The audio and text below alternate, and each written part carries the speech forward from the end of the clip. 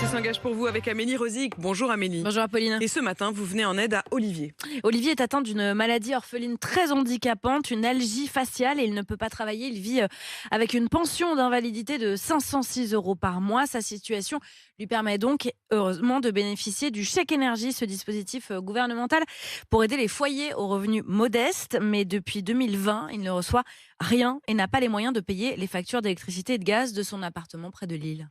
Je n'allume quasiment pas la lumière. Je me suis mis à la bougie, comme au Moyen-Âge, ce qui me coûte beaucoup moins cher que d'allumer l'électricité. Je vis sans eau chaude à mon domicile. Et ne serait-ce que pour me laver, je fais chauffer donc sur une plaque électrique une casserole d'eau et je me lave comme se lavaient mes grands-parents. Ce sont 3 chèques pour un montant total de près de 500 € qui n'arrivent pas et qui couvriraient pourtant ses factures, nous dit-il. Et à chaque fois qu'Olivier contacte le service dédié, on lui donne la même réponse mystérieuse. Ce chèque n'a pu être distribué par voie postale et nous a été retourné. L'adresse est pourtant la bonne et il reçoit bien le reste de son courrier.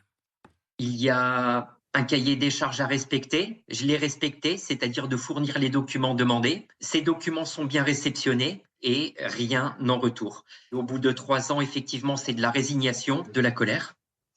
Même plus que de la colère, puisqu'en fait, on marche sur la tête.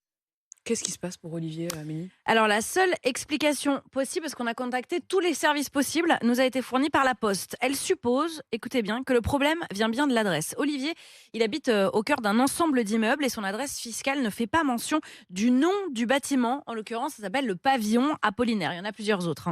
Quand c'est le facteur régulier, pas de problème. Il connaît les lieux, mais il suffit que ce soit un remplaçant pour que le courrier se perde. Et pas de chance, à chaque fois qu'Olivier aurait dû recevoir son chèque énergie, il serait donc tombé sur un facteur remplaçant qui n'aurait pas trouvé sa boîte aux lettres. Nous avons donc contacté l'agence de services et de paiement qui gère l'envoi de ces chèques et nous avons demandé à ce qu'Olivier puisse faire compléter son adresse. Son dossier devrait donc enfin se régler. Mais j'ai quand même du mal à comprendre. Il n'y avait pas un autre moyen qu'un chèque papier, qu'un chèque postal? On ne peut pas faire un virement à Olivier? Eh bien non, pas pour le moment.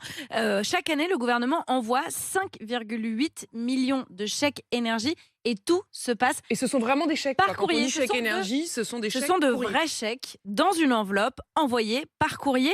Donc 5,8 millions de chèques, sans compter les aides exceptionnelles, par exemple celles pour le fioul ou le bois qui sont exceptionnelles chaque année.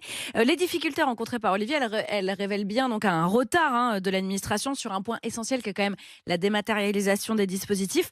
Sur cette question de la numérisation, des travaux sont en cours, nous informe le ministère de l'écologie, mais on n'a pas de délai et pas plus de détails. Amélie, vous nous tiendrez au courant et vous Évidemment. nous assurerez qu'Olivier reçoit bien son chèque. Il est 7h12 et vous connaissez le chemin. RMC pour vous, @rmc.fr.